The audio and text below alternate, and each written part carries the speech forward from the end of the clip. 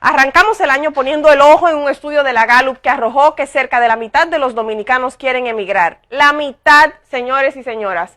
Para que se hagan de una idea, en Siria, mientras caían bombas de los cielos, la gente reportaba menos ganas de largarse, como se dice por ahí, que lo que reportan los dominicanos y las dominicanas. Según el estudio, la principal razón es la delincuencia. Claro está, caminar en las calles es casi un acto de valentía, o si no, uno de imprudencia.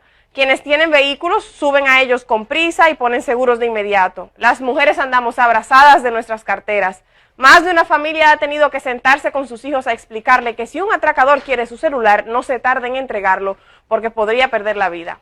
¿Cuántos no hemos dejado que una persona que conduce de manera abusiva siga su rumbo por miedo a que de simplemente cuestionarle saque un arma y todo termine en una desgracia? Las cifras son duras, sí, pero vivir la realidad es mucho, mucho peor. La delincuencia, como les decía, es la razón que encabeza la lista de ese estudio, pero no es lo único. Y el alto costo de la vida, por ejemplo, pagando impuestos, pagando hasta anticipos, para al final estarnos preguntando dónde se invirtió lo que se llevó la DGI. Escuelas públicas en condiciones óptimas. ¿Qué va? Si estamos entre los últimos lugares en educación en algunos estudios. De las cosas más básicas de la vida es transitar, por ejemplo. Claro que la mitad del país se quiere ir, si ni eso. A pie te atracan. La condición o las condiciones, mejor dicho, del transporte público parten el alma. Y si andas manejando, no te salva nadie de que un agente de tránsito se invente una multa para cobrarte por olvidarla. No hay forma. Estamos bajo secuestro en nuestros hogares. Y ahí no es cualquier secuestro tampoco. ¿Quién se atrevería a dormir tranquilo sin ponerle más de un pestillo a la casa? Pero pagar educación privada, pagar transporte adecuado, comprar varios pestillos para la casa, poner reja o malla, implica un costo. Y en la mesa en la que se decide el salario mínimo no tiene un asiento la gente, porque ahí el poder económico y empresarial quiere ahorrarse unos pesitos y el poder político no le dice que no porque necesita sus millones para la campaña.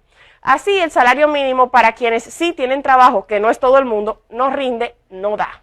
La canasta básica en promedio supera los 30,000 pesos y en el sector privado el salario mínimo es cerca de 12,000 pesos, en el público 5,000 pesos, es decir, menos de la mitad.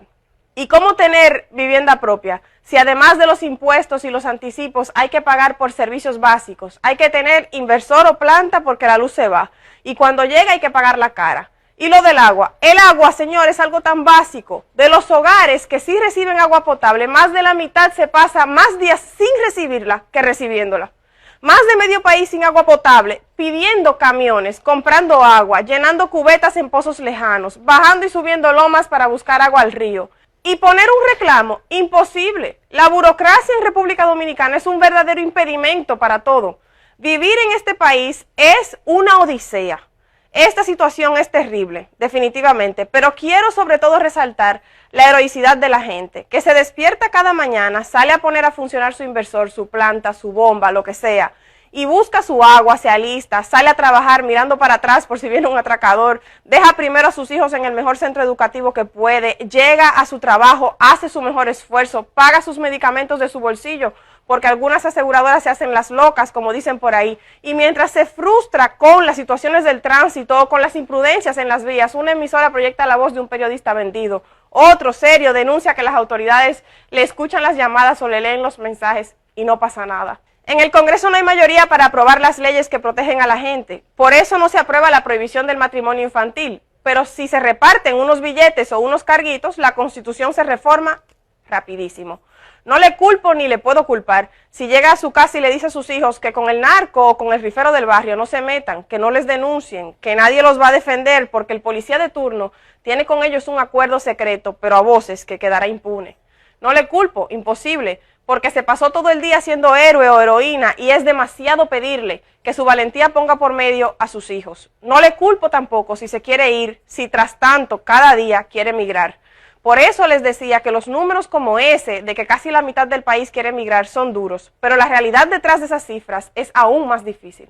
Felicidades en este nuevo año a todos los héroes y las heroínas del país por su esfuerzo, por su fuerza. A pesar de todo, a pesar de tanto, este país tiene cosas inmensamente buenas y la primerita es su gente. Volvemos contigo, Ari.